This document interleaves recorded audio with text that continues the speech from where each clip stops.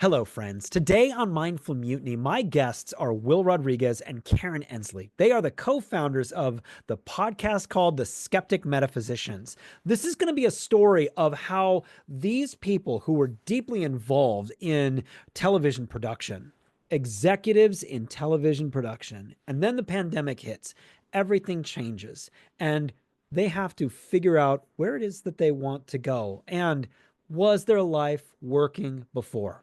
Skeptic Metaphysicians is a podcast about people who are in the spiritual realm and who have spiritual gifts. And they interview these people and talk about their gifts and question them and go at them from the perspective of a skeptic. So definitely check out that podcast. This is a wonderful podcast today about transformation. It's about two people who are really working to find themselves and to start a business that is authentically about where they want to go in their lives and with their marriage. Enjoy Mindful Mutiny today.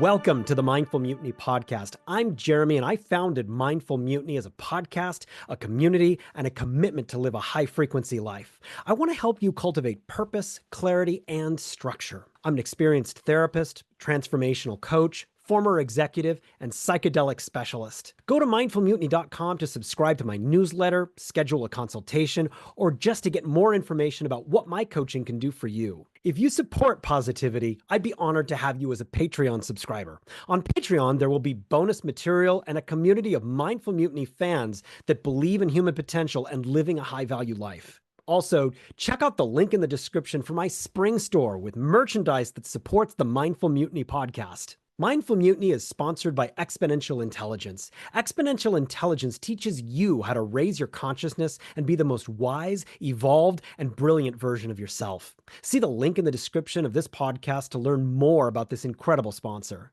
Mindful Mutiny is also sponsored by Pachamama Sacred Paths.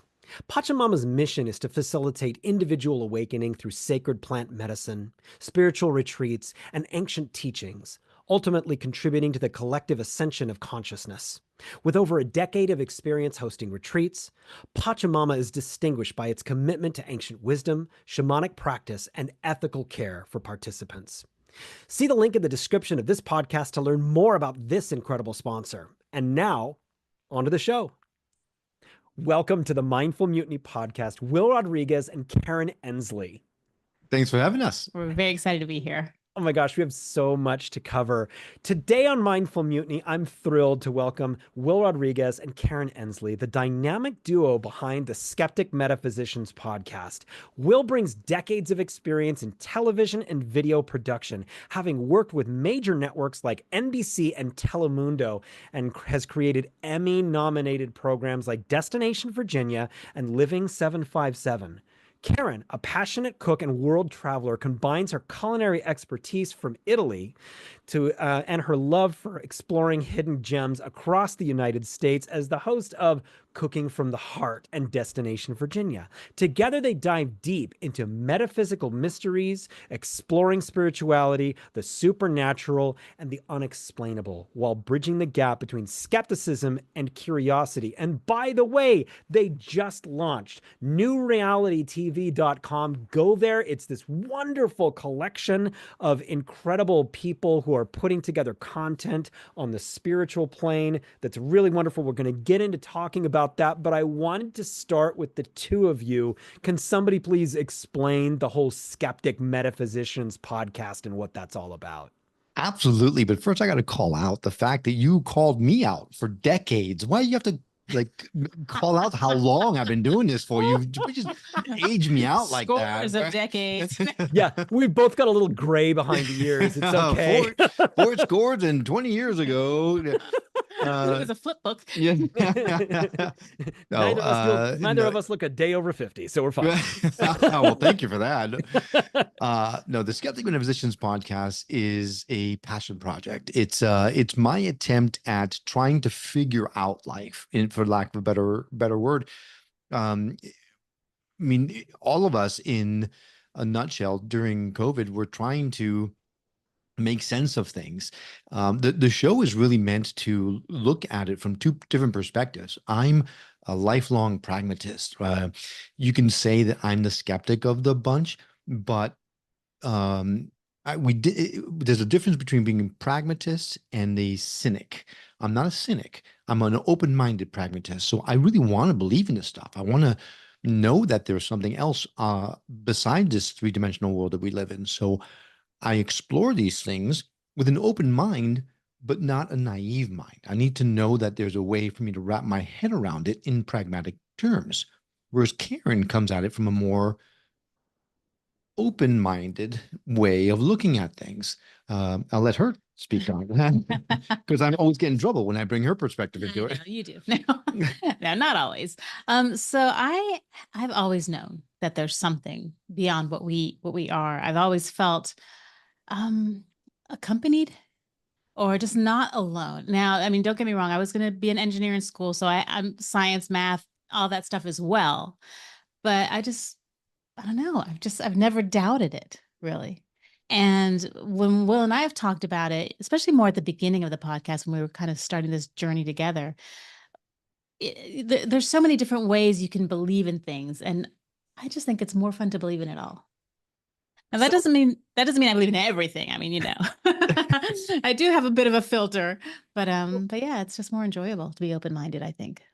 Well, I think so. I think I tend to be very much like that. And the problem is that this is a space that has been historically occupied by hucksters and Yeah. people who have things to sell and people who are inauthentically bringing just a spiritual lens across things so that they can sell you programs Hmm. when they're really not adding to any greater or deeper understanding in you. And it's been tremendously damaging to this space because it's become, through the years, unfortunately, kind of seen in that lens, while you have somebody who isn't in any way connected to that world, has for perhaps like maybe a near-death experience, experiences angels, experiences people speaking with them, comes back and goes, I don't know what I just experienced, but I need to talk to somebody about this because I saw an angel, I saw my ancestors, I Yeah. saw these sorts of things. And so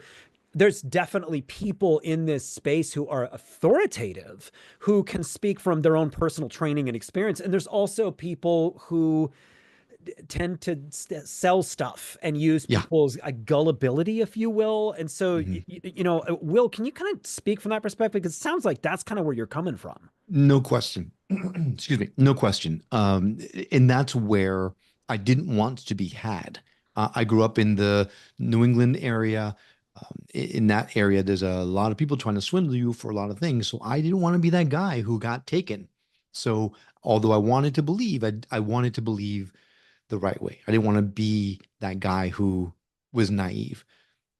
I think of late, because more and more people are waking up. Every time you turn around, you're hearing of someone else, doctors, attorneys, accountants, all manner of walks of life who are waking up. It's getting harder for those hucksters to pull the wool over people's eyes now.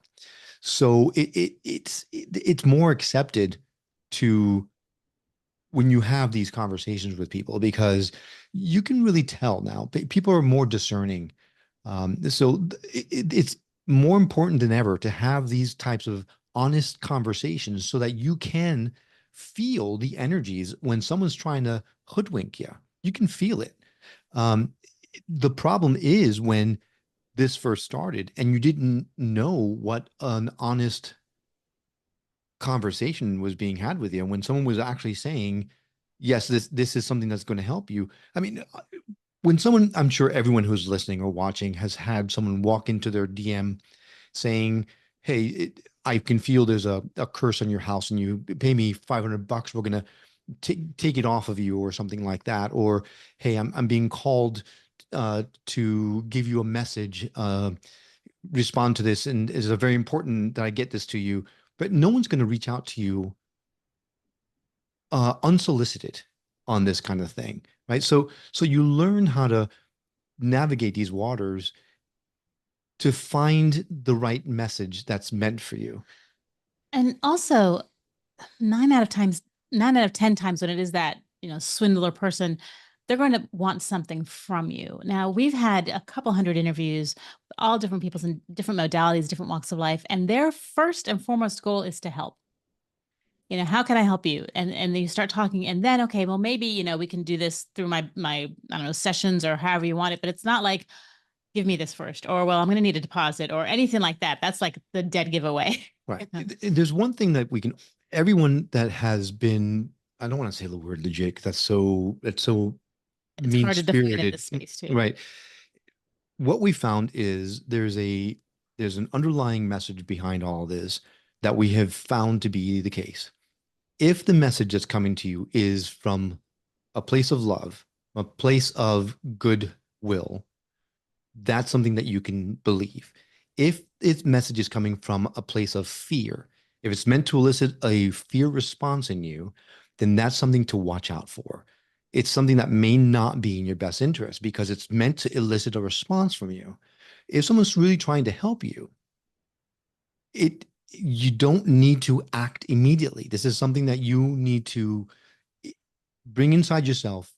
Feel, is it making you feel the right way? And then you can make a concerted effort to make a decision in a way that makes the most sense for you based on the feel. Yeah, I'm sure you, like me, I've had this podcast and I've been doing many interviews with people. You really get a sense for people who are just amazingly gifted, and Mm. people who, when you're working with people in this kind of realm, you're actually blending your energies with theirs for a certain period of time. And you have to be careful when you are doing that, that they're not attaching weird things to you. And you learn the kinds of people that you can really trust in this, and the kinds of people that are, leading with that intention of, I Mm-hmm. want to help, and here's some practical advice, and so forth. So in the work that you've done with the skeptic metaphysicians, what are the kinds of ways in which you have been changed? Mm. Um, well, so we talked a little bit at the beginning about how I believe I'm easy to believe a lot of these things, and I've never kind of doubted this space. But how much I believe has expanded. Like, I thought I was pretty open-minded, but now some of the things I believe, I'm like, are you kidding me? I can't believe I believe that. For example, and you know what I'm talking about. We had this interview with a gentleman who had told us ahead of time, we were Will was doing the research, that he had a relationship with a family of big feet, Bigfoots, big Yetis. All Yetis. right. Yeah, Okay. them. And we're like, exactly. Oh, okay.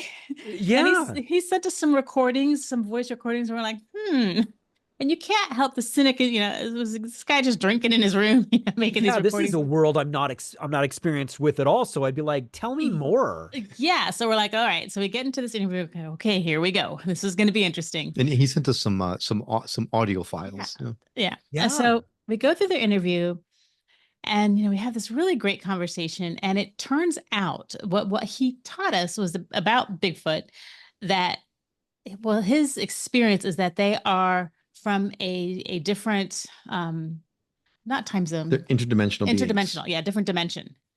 And Okay. and I'm like, well, that would explain why nobody can find them, because really, how can you, in this day and age, how can you not find something that big? And at the end of the conversation, I turned to Will after, and I'm like, okay, that I can believe, that Bigfoot is an interdimensional being. Like, really, I'm saying this, but I can believe that more than I can believe that you just can't find the guy. So Right. So rather than Yeah. the world's champion hide and seek expert, an interdimensional being, sure, why not? Whereas for me, actually, I am a completely different person than I was yeah. before. And I'm sure we'll get into it, but the reasons why I created the podcast is because of a existential crisis that I had. If it wasn't for the show, I probably wouldn't be here today. In a um, very specific way. Um, it, um, how can I say this without getting too far in the weeds? Um, The show is called The Skeptic Metaphysicians because I was a skeptic. However, there was a point in time where we considered changing the name of the show because I no longer consider myself a skeptic. I have had experiences now from doing the show that have proven to me that this is no longer a question mark. This is a reality. This is for sure. I know for a fact that this stuff exists. But the brand is completely intact because now it's not us who are the skeptic metaphysicians, it's our audience. And so we help those that are still seeking to come to their own conclusions about whether or not what they're seeking is these topics that we're talking about. So we kept it for that reason. But the show and the guests that we talk to have helped me to come to terms with the fact that we are indeed far more than this three-dimensional world that we inhabit. And that is by far the best thing that I could have ever hoped to have accomplished throughout the course of the show. I think the word that comes up for me when you're talking about this is not necessarily skeptic, it is discernment. Because when you're in this world, you have to, like we talked about, be discerning about who it is that you're working with. Be discerning about any ways in which a person is trying to manipulate you. I can heal you. No, if they're saying that, I'm going, what? Because you heal you. A person may be able to show you different ways, help you experience different energies and so forth, but it is you that does the healing of you. You have a higher nature. And so that's kind of one of my own warning flags when I'm listening to this kind of thing. But what you're doing with the skeptic metaphysicians is you're helping people discern, you're helping people understand this world that isn't necessarily one that we are raised understanding. Some people may be raised in a specific religious faith that's much more common, or with no faith at all.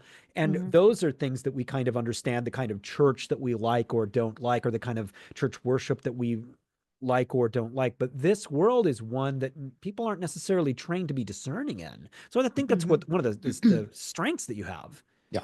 Well, one of the things, I'm sorry to It's okay. step on you, but that has been a result of our podcast that is my absolute favorite thing in the world is time after time we get people sending us reviews and commenting to us, and they're saying, like, quoting, "Thank you for helping me feel normal." Because people are having these experiences, which in the past is like, oh, you're crazy.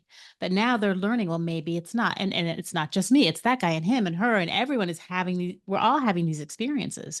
So by us putting it out there and letting them know that it is also the accountants and the cyberspace tech, whatever people, that everybody, the mainstream people that are going through this, it helps them to feel more comfortable, more able to get more information, to even look for it, and to ultimately feel normal. Yeah. And we struggle through things. We talk to people, and I struggle through things, and on the show, I very openly struggle with understanding or believing or coming to terms with some of the things people say. And there are times where I'm moved to tears with some of the things, some of the effects that some of our guests bring out in me because they trigger something in me or in Karen. And we authentically put it out there because it's through these experiences our audience gets to see, hey, it's not just you that's having a tough time with this, or it's not just you learning about this for the first time. It's not just you finding that this path is so unusual or so exciting or so eye-opening or ridiculous, right? We're all in it together. And the best thing about it, it's shown me, who was so close-minded. For me, for a long time, it was about there is only one path. And if you're not on the path, you are wrong, dead wrong. To me, the best thing has been proving to me that there is not one path. There's maybe one truth, but there's many paths to that one truth. And just because one path doesn't resonate for me doesn't mean it's not going to resonate for you. The important thing is that you get on a path. It doesn't matter what path it is. But just because that path doesn't resonate for me doesn't mean it doesn't exist or it's not legit. In fact, Karen's path and mine are not the same. And that's one of the biggest questions that we get. We get all the time. Oh, you guys must believe the same thing because you guys do the show all the time. People are shocked when they hear we disagree more than we actually agree. Mhm. And that is the basis of the value behind our partnership, because we learn from each other so much, because we help each other, we support each other, and we help each other grow by learning from each other's perspectives, and we find our path forward from the differences that we celebrate within each other, if that makes sense. Right. And I think one of the reasons, excuse me, one of the reasons people can relate to us so much is because we're not the people that have these gifts. We don't channel, we don't, read auras or any of that. So we just talk to the people who can and get information from them. So I think people listening to us, they're like, oh, they're just like me. They're just curious. So, this time around, this lifetime, I'm a messenger. I don't have any gifts. She does, but she's not.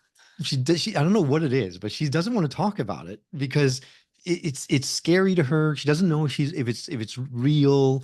And I'm totally outing her right now because Totally out of me. but there are times when she meditates, and it all happened when we had a collective of angels on our show for the first time. And when we do the way we do the show, I do all the research. She comes onto it cold so that she's the voice of the audience. She doesn't know who we're talking to or what the topic is. She learns about the guest or the topic while I'm doing the introduction. So she learned that we are interviewing a channel for this collective of angels while I was introducing. And the minute I talked about this collective of angels, Karen, waterworks. She just burst out crying immediately. The entire interview, she's completely emotional. During the interview, she shifted. The interview was over and we shut everything down. I turned to her and she was not there. There was something else there. There was a different being there. And every time we meditated, a different being came out. She was channeling something else. And for some reason, because she was afraid that she was making it up, she shut it down. And every time, since then, I'm trying to get her to bring it out again because it was the wisdom that would come out of her when that being came out was unbelievable. And this is the So pragmatist you're coming. saying I'm not wise? No, In like regular life? You're incredibly, but you were using words that you don't usually use. You were coming up with concepts that you don't ever talk about. It was astounding. Sorry. No, to discover that you have these gifts. Sometimes you discover these gifts and you go, wait, other people don't have this. I've always been able to do this. Other times you begin to focus in on the gifts that you do have and go, I would really, really like to develop this. I'd really like to be able to hear more of what the things the interdimensional beings around me are saying. I'd like to be able to see interdimensional beings more. My thing is I'm able to see people's pain. I can see I can see what it looks like, whether it's oily or it's smoky or it looks like insects or what have you. And as a person I'm a licensed therapist and a coach and I work with people individually, it's a very powerful thing when you can call that out in somebody and them go, I've never put words to it, but that's exactly what it feels like. And Right. I've had to not only recognize that I have that, but also recognize that other people don't have that. I thought everybody did. And so, Karen, when you're just at the beginning of touching this space that you are blessed with, developing it is kind of the next part. How do you do that? More mindfulness, more meditation, more being in a space where you can focus on these things, and so that you begin to really develop this thing so that it's kind of second nature to you. And that's really, really wonderful that you have these things and you're just kind of at the beginning path of being able to kind of develop and blossom in this. I think for her, it's a matter of believing that it's actually happening to her. Her thing is that she doesn't know that she doesn't trust that she's just not making it up. Right. Yeah. Yeah, pretty much. But Yeah, it comes with being able to trust yourself. That's really wonderful. Best of luck on your whole Well, development of this. That's great. thank you. We'll see how things go. yeah, Yeah.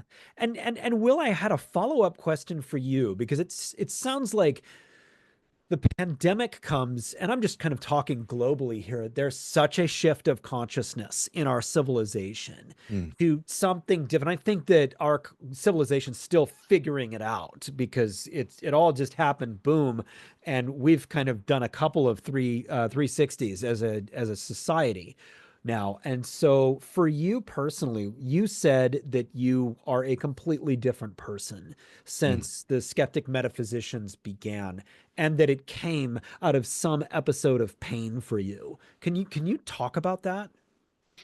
Sure. Right as we were locking down, uh, we all had a chance. We were all forced to look at ourselves in a mirror. We had nothing else to do. We were forced to look at ourselves in a mirror. And at the time, as we were locking down, everything was coming to a head for me. And I looked at myself in the mirror and I suddenly realized all of a sudden that I was not a good person. I did not like what I saw. I Okay. was not, I was extremely judgmental. I was self entitled. I was angry. Everything you could imagine about a television executive, selfish with my time. I mean, everything you put at the foot of a successful television executive, go ahead and put it at my feet. I did not like myself at all. And um, I went to therapy because I saw myself losing everything. I almost lost my family. I almost lost my career, almost lost my life. I almost lost everything. And so I was at the very bottom of everything because I was in so much pain because of decisions that I had made in my life. And so I went to therapy and I was lucky that I found a therapist that was a good match, a good fit. At the time, there was a if you remember, there was a huge shortage of therapists, big wait list, and a lot of times people couldn't find therapists at all. I was very lucky. I found one not only was who was very good and was a good fit for me, but who also got me on the path of meditation, mindfulness. That saved my life because I was able to walk myself back from the existential crisis I was in. I was about to completely lose everything. During meditations, um, I started getting a grip, but then I started asking deeper questions, not just about the physical reality, but who am I? Why am I here? Why is this happening? I started remembering explorations that I used to do when I was a younger man. Um, and I started having, I pulled out an old book that I was carrying around with me since those days when I was in my 20s that I carried around but never really got into because it had the word God in it. So for some reason, I thought I picked it up and I said, maybe it's time for me to read it. Why not? What can it hurt? The book was called Conversations with God. Oh, yes. And so every morning I would meditate. I would open the book and I would start reading from the book. Close the book and I would read a passage of it into my phone. I'm sorry, I would read a passage of it and I would speak my thoughts of it into my phone, and I would put those out as a podcast, quote unquote, into the universe as a way for me to. It's like an affirmation, as a way to get it out into the universe. This is what I feel. This is what I want out in the universe. But then these affirmations were getting so personal that I decided to take them down. Instead, reached out to some of the people that I knew from back in my exploration days, people who were Reiki practitioners, people who owned metaphysical bookstores, who were psychics, who were mediums and said, "Hey, can we just have a conversation? Do you mind if I record them? And I want to do a podcast about it just to put these out there as I'm exploring these things." And they said, "Sure." And that was the beginning of the Skeptic Metaphysicians. At the time, it was solo, Skeptic Metaphysician, because I desperately needed these things to be real. I was deathly afraid of death. That's such a thing. I wanted there to be something beyond death. I needed there to be something beyond this life. And one time there was a couple that we knew from our days in Florida, and we knew them. So we both knew them. So I invited Karen to come and be my co-host. We had such a wonderful time together that I asked Karen whenever I could to come as a co-host. And after a while, it was obvious to me that the dynamic was much better when she was there. So I asked her to be a co-host full time, and she decided to, yes, do it. Fast forward about a year or so, I was feeling much better, and I'm doing everything myself on the show, the marketing, the research and the guests, the everything, the editing, and it was taking a lot of time away from the family. So we felt it was time to sunset the show. So before we did that, Karen decided to Google the show to see if it was even making an impact anywhere. Karen, I'll let you finish that story from there. Oh, it's short from there. So yes, I Googled it and I happened upon this site that had page after page of reviews. We didn't even know we'd ever even had one review. And they were all 5-star reviews, paragraphs that people had written. One of them was from this UPS driver in Wisconsin. And he, talking about how much he's learned from the podcast. And again, like I said earlier, how it's made him feel normal. And he said, I just feel so connected to you guys, even if you're just the voices inside my head before I go to work every day. And just constant messages like that. I'm like, God, we can't, if we're helping this one guy in Wisconsin to feel normal, to feel better, to feel accepted, to feel not alone, then we can't stop. And so, they say when you have the good intentions, the universe gives things to you. And suddenly Will found this incredible software that cut down his edit time in half. And people started reaching out to us to be interviewed. So he didn't have to hunt and search for guests. And we kept it going. And it's been a labor of love, but definitely worth it. Yeah. Brilliant. Karen, you're watching your husband go through this change. You're watching him go through what sounds like depression, a period in his life where he is trying to rediscover himself and his meaning and the very core of what he is as a cosmic entity. Okay. So can you talk about what it was like watching him go through this? Well, the first half was pretty rough because I was basically watching him destroy everything good in his life. Oh. Just throw it out. He was self-destructing, just tossing everything out. And he can get very focused on things. So he focused everything on work. This is his regular day job, to the point where he was working probably 80 hours a week. And then everything else was either neglected, not important, rejected. It was tough. It was really tough. And it's hard because you're, as a human, it pisses you off, when someone's, being that harsh to be around. But then the soul sees someone suffering, so you want to help. So it's it was hard sometimes, but I love him. And he's always been the one, even years, decades before I met him. So there was no way we wouldn't ever survive this. And once he started with meditating, once he started just relaxing into himself, into his soul, it was like a slow, not like a light switch, it was like a dimmer switch, slowly turning on, brightening up, and the heaviness started to fall away. And our conversations became better. And his life became more holistic. And yeah, it was I don't want to say it was such a wonderful process. It was ultimately, but being on the family side, it was tough. I don't want to sugarcoat that. It was hard. It was hard. But definitely worth it. And we're just very, very grateful to how things ended up turning out. It was a wonderful result. It sounds like it was a very difficult process to go through for the both of you. Mhm. For Will, for you to kind of like break everything down and to begin to reform something. It sounds like it was pretty tough.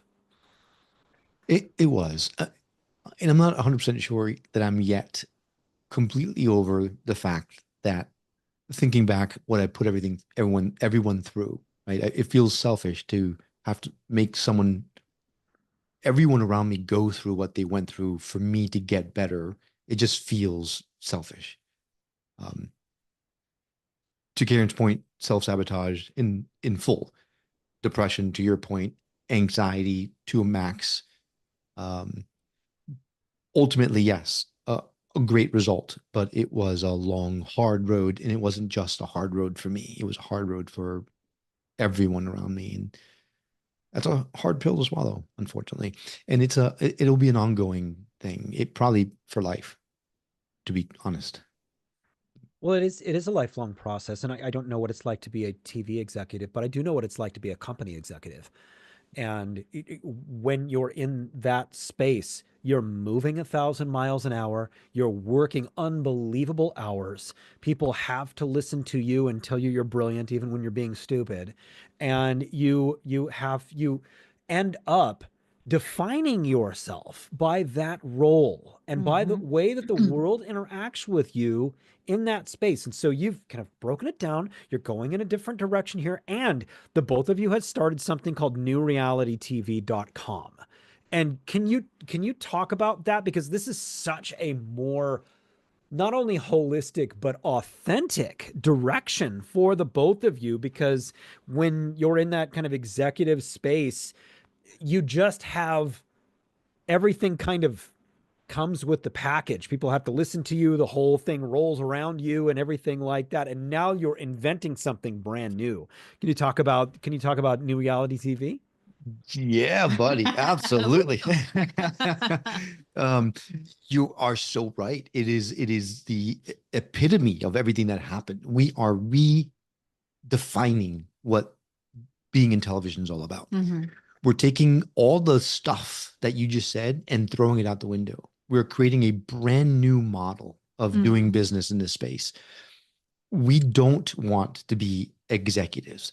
We are building something that is a community Mhm. where everyone grows together. Yes, we are the principals in this thing. We're building it from the ground up, but our content partners are content partners. They're not content providers.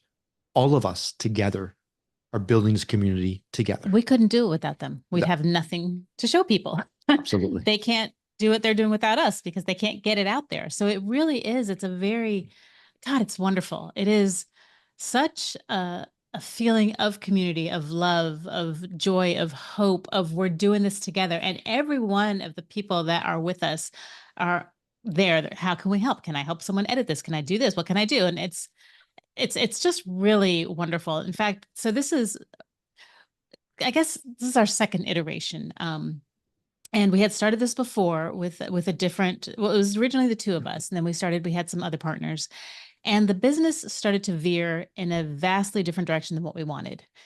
Started becoming very corporate, and the energy shifted, and it just was a lot of hurry up and wait, and it was not what we wanted. It was not our baby that we had dreamed of. So after a while, we tried to hang in there and decided it's time to stop. And we resigned and started this, just the two of us now. We have one more partner now who helps us with the tech, who's amazing. And it's just different. We want this to be a soul led organization where the absolutely best of everyone is at interest, not the dollars. Right. Right. The dollars come after. Mhm. In this space, what we've learned is if your intentions are good, if you're trying to help humanity, the world, whatever it is you want to call it, then the universe is going to provide you what you need. If you are out to make a buck, like what we talked about before, the hucksters, if you're out to make a buck, you're constantly going to have to fight to make that buck. We're not here to make a buck. We're here to help. And because we're here to help, our intentions are good, the universe will provide to us what we need to keep that going. We want to make this our full-time career. So, in order to do that, the universe will provide us eventually, once things are going, As long as we keep our intentions pure, the universe will provide that. All of our content partners want to do the same thing. We are being called to help raise the consciousness of the planet. So we're being called to build a platform that will allow all of our content partners to move away from the corporate mentality, the 9 to 5, the rat race, and instead help people in the way that we're being called to by focusing our energies in this way. And the universe will provide us with what we need to do that, move it forward. And we want to create a space where there's less pressure on our content providers. In the other iteration, things were starting to get very like timelines and this and deadlines, and those are important. Obviously, you need deadlines to a certain extent for things to run, but we know in our hearts that the less pressure our content partners have on them, the better their energy is going to be, the more apt they are to receive the messages. They're going to tell their messages in a much better light.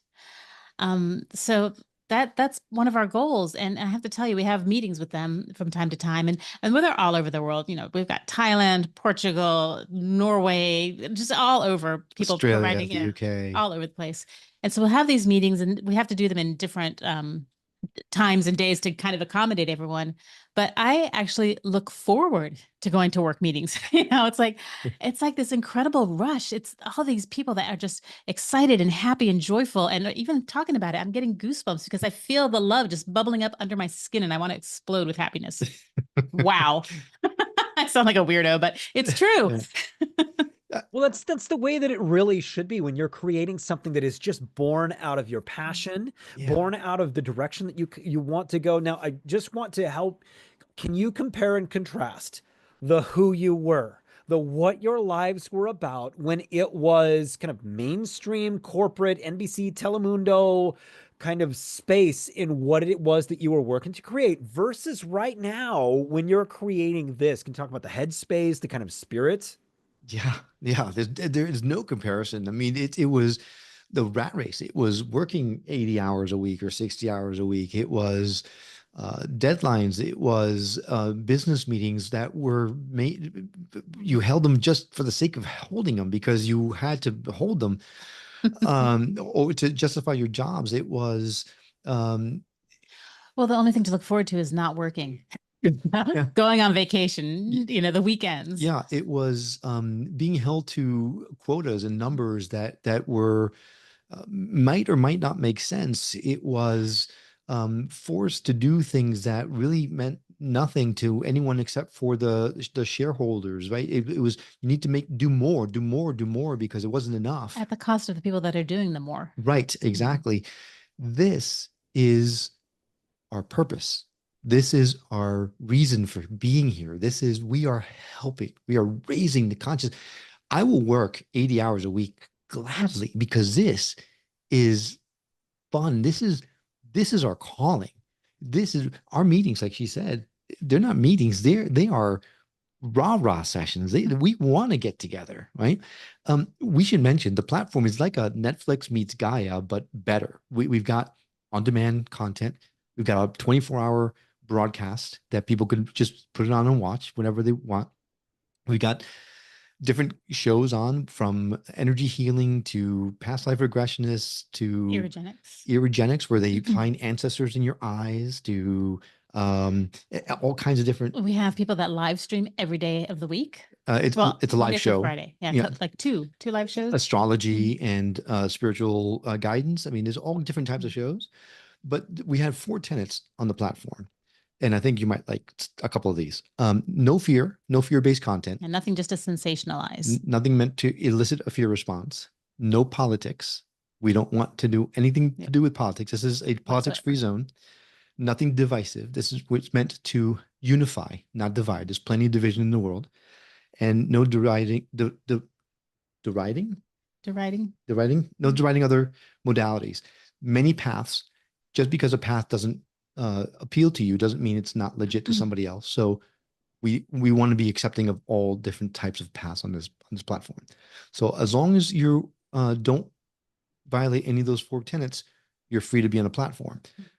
And it's not super highly slickly produced content. It's regular people going through spiritual awakenings helping other regular people going through spiritual awakenings. And boy, it has been a labor of love. Truly. Truly. I I love it. I love your tenets. No fear, no politics, no divisive stuff, and no deriding other people Yes. or faiths. I think those are really good tenets. And for people who, before we went on, I go through certain things with the people who are going to be on my podcast. One of the things is I don't discuss American presidential politics. Sometimes there are politics that have their there's appropriate way to discuss, because for instance psychedelics, there are political things that need to happen in order for psychedelics to be more available, so we can talk about that sort of thing. But the way that politics are right now in the Western world, it is just an absolute lightning rod. And Yes. people immediately turn themselves off when somebody says something too far on this side or something too far on that side. And this Yes. is not the space for that. No. Absolutely. Absolutely. This is a space for transcendence. It's a space for a self-discovery, and really honestly raising yourself far above the low vibration that politics operates on in Yes. our world. And Yes. so no, I really really love that, because sometimes I'll listen to a person and they'll say something that just hits me the wrong way politically. I'll go, oh, come on. What does this have to do with this? Shut up. Yeah. It is Yeah. the easiest way to lose somebody is to talk politics on one side or the other. It just stay away from it. There's no need for it. In this space, there's no need for it. I don't care what you believe or where you stand. We are above it. In this space, we're above it. We're talking way above it. Well, in this space, we're talking about your spirit and your soul, and you were born a spirit and a soul without politics. So that's like a human construct that we've put on ourselves. So it's not applicable to this space. And as long as you are accepting of others' rights and feelings and who they are, you are welcome in our platform. Yes. Yes. And to kind of extend the political conversation a bit here, because I think it's really important, because human beings love to grab on to something and make it a part of their identity. And when we do this, we have to be careful what that thing is, because we tend to get culty sometimes. And, what is that cult, whether it is a religious cult or a political cult or a multi-level marketing cult? What is this doing in our lives? How is it interacting with our spirit? How do we define ourselves when we either our side wins or loses, or our side is financially successful or not financially successful? And then we become to define ourselves by something that is particularly low vibration, instead of actually transcending, connecting with our own higher spirit, and really learning what is completely above the culty mindset and the putting ourselves into an identity that really isn't consistent with what we were born to be. Right. We are all about everybody winning. It's not about the whole scarcity mentality really rubs me the wrong way. We can all win. We do all win when we lift everybody up. We do all win. And so the platform is meant to do that. We have all kinds of people. We have a Thai Buddhist monk on the show. He creates a show for us from Thailand. They put on the show for us. Yes. We have a therapist who talks about spirit babies on the same network, on the same channel.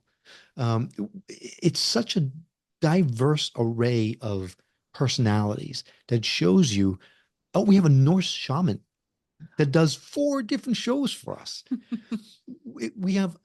I need to meet this person. Oh, no, you do. He's amazing. He's an amazing man. So joyous. It's incredible. Yes. It just shows that if you can put aside your differences and accept the fact that, hey, you believe that, very cool. Not my thing, but it's cool that it's yours.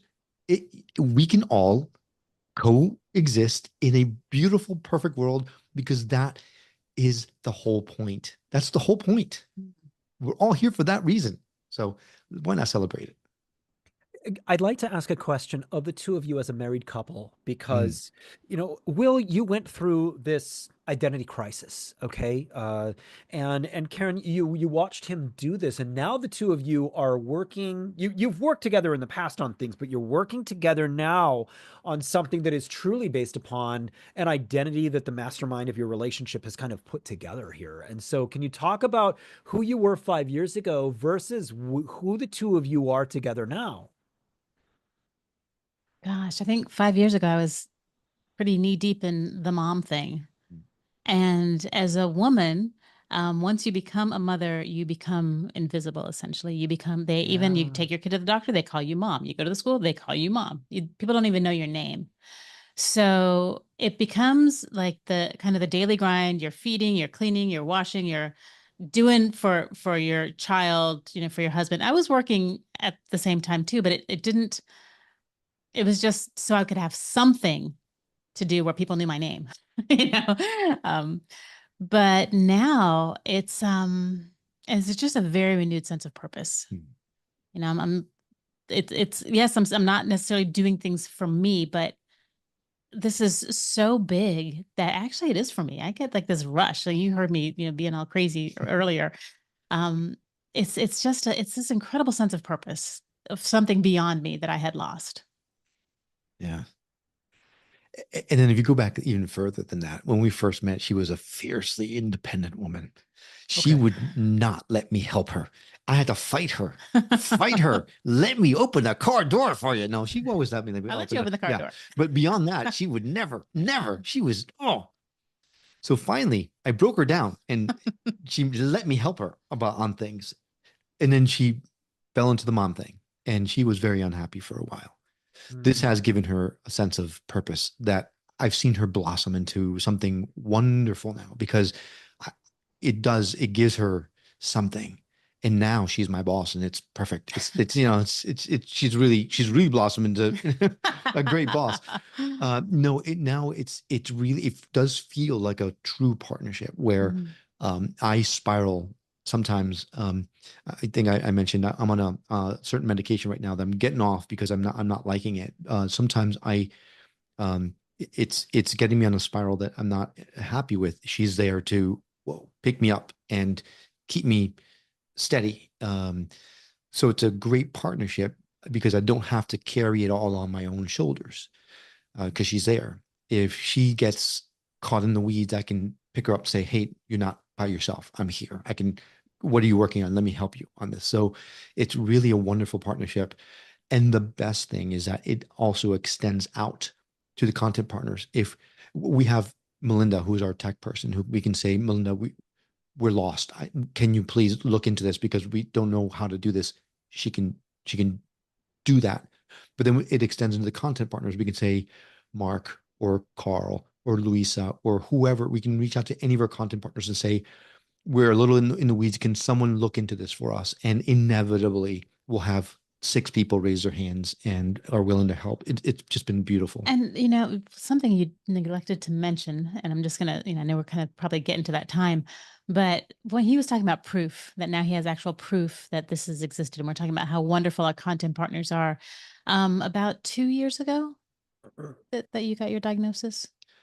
Yes, 2.5 years ago, Yeah, almost he 3. he was diagnosed with cancer, and it was very scary. We went and got a second opinion. At the time, I was working on a series for a hospital system, so I knew this incredible cancer guy that they had brought in to teach all the people. So, like, we're seeing him, and he did indeed confirm that it was cancer. So obviously, it was pretty dark days, and but we kept doing with the podcast, and eventually, at some point, he felt comfortable to talk to one of the interview people that after we finished the The on recording. air recording. And they said, well, do you mind if I work on you and, remotely and just kind of send you some energy? And he's, sure, of course, it's not going to hurt. And as he felt more comfortable, he would start to talk to more people about it. And every single time it even came up, they were like, let me help you. Let me work on you. Let me help you. So a year goes by, and the doctor had told us just to wait, to observe it, see how fast it grows, wait for a year, and then decide if we want to do, chemo, surgery, whatnot. So it was time for the next test. And they did an MRI, and it actually looked like there were more spots. So they decided to take that MRI and do the biopsy, like a targeted biopsy where they kind of overlap the MRI and go to those specific spots. So we get the results, and they always send it to you on the computer. So you have no idea what you're looking at, and you don't talk to a doctor. And we were both in the studio, and he was in his office. So brings his computer, and he comes in, he's got this look on his face, just like this blank. And he's like, I need you to look at this. He's like, I got the results. And my heart sank. I like tears started welling up because I knew it was bad. And I open it up and I look at it and I'm reading the results, and every single one of the tests came back benign. Every single one. 18 bores. 18 bores. And we hadn't done anything. I mean, he had done a little change in diet for like a couple of weeks, nothing, for the year. But other than just be with these people that were sending us energy and doing these healing modalities on us. And we went back to the doctor, and the doctor said, yeah, you're cancer free. You never have to worry about this again. And to your point earlier, they would sit with me and they were intuitive, and they would help me visualize and together, whether it was change my diet. Karen mentioned I did an Ayurvedic diet for a while, or I did intuitive healing with someone, visualizations and energy healings. And I would, we worked together on things, but every single one would work with me. And somewhere along the lines, well, I was just going to say, the thing about it is that we never asked a single one of these people to help. Right. No one let us give them a cent. And those are the kind of people that we have brought into New Reality. A lot of them are those people. And that's what we're looking for. People that genuinely want to help. They want to raise the vibes. They want to do it because they love it and because they can't not do it. Right. So that's brilliant. That's what an incredible story. Yeah. And this whole new direction that you're going now, it's so much more healthy, really, for the both of you. And it's so much more time that you get to spend together, and it's creative time. It's not work as obstructing the two of you time. It's together what you're doing. People ask us all the time, or ask me all the time. I don't know about you, but they ask me all the time, how you live with her, you work with her, you have fun with her, you spend all your podcast, time with her. Business. Don't you guys drive each other crazy? Well, yeah, but we still have fun. We enjoy each other. But it's kind of few and far between. Yeah. Like when COVID happened and he had to, I'm a freelancer, so I'm in and out of the house, but mostly at home. And he was working in the office, and he came back to work out of the house, and my daughter was here, and it was chaos and computers everywhere, and just, And then people started going back to work after like a year or two, and they started bringing him back in, and we're like, oh, you have to go back into the office. And he's like, oh yeah, I have to go to the office. Where a lot of my friends were like, oh, thank God he's gone back to the office. I was like, oh, I had to go back. Yeah, we're blessed that we actually enjoy each other's company. We do. We work well together. We're good friends. Yeah, and we are best friends. And I mean, it's just we're very blessed. Yeah, just put it that way. Brilliant. Well, we're at the part of the podcast where I get to tell the two of you what I love about you. Oh, yes. That's my favorite part too. I'm excited. What I love is your genuine enthusiasm, the way that your lights shine, and the way that your lights shine together, the wonderful enthusiasm with which you talk about the things that you're doing. I love that you are both so willing to share really deep pieces of yourselves, really deep and emotional pieces of yourself and your own journeys, and in such a humble way. The versions of what you used to be with the versions of who you are now. And I love that you've put together a means of helping people be able to deduce the good folks who are doing this kind of work versus the people that you probably ought to be skeptical of. I love that the two of you do it with such a loving, open heart, that it feels so easy, so natural, that you've actually taken the steps to do something that you love. Too many people are afraid to do this, and they have an executive job somewhere and they go, I'm going to grin and bear it. I'm going to drink my way through the next 9 years so that I can just get my retirement portfolio all fixed up so that then I can enjoy my life. And by the time that they're there, they're in AA, they're divorced, and they're in that space. The two of you took major steps in your lives to actually embrace what was most important. And you've created something beautiful that continues to grow. And you're doing it in a values-based way. And you know what you're about. And it's for you about the values first, and the money, which is wonderful, will come later. I love what you're doing in this world. I love that you have both discovered your space in it and that you're passionately going towards it. Thank you. Wow. You just made our night. I know. 100%. Week, Thank month. you. Well, good. Can you tell everybody how to get a hold of you? For the show, the very easiest way to get a hold of us is go to skepticmetaphysician.com. That is a one-stop shop. You can subscribe to our show. You can send us messages. You can listen or watch the shows there. Everything is one-stop place. If you're interested in the new platform, you can go to newrealitytv.com. That's the best way to do it. Fantastic. Thank you both for being on Mindful Mutiny. Thanks for having us. Thank This you. was so much fun. You are a great interviewer. Thanks for having us. Thank you. Thank you so much. And don't forget to like and subscribe to the Mindful Mutiny podcast. We want to grow. We want to bring messages like this to you so that you are more informed on issues of spirituality, issues of personal growth. And remember, in a lifetime, there are more decisions than anybody can count. Living the highest form of yourself is the most rewarding thing that you can do. Make incredible, positive, risky, and bold decisions to be the highest version of you. Now go be something great.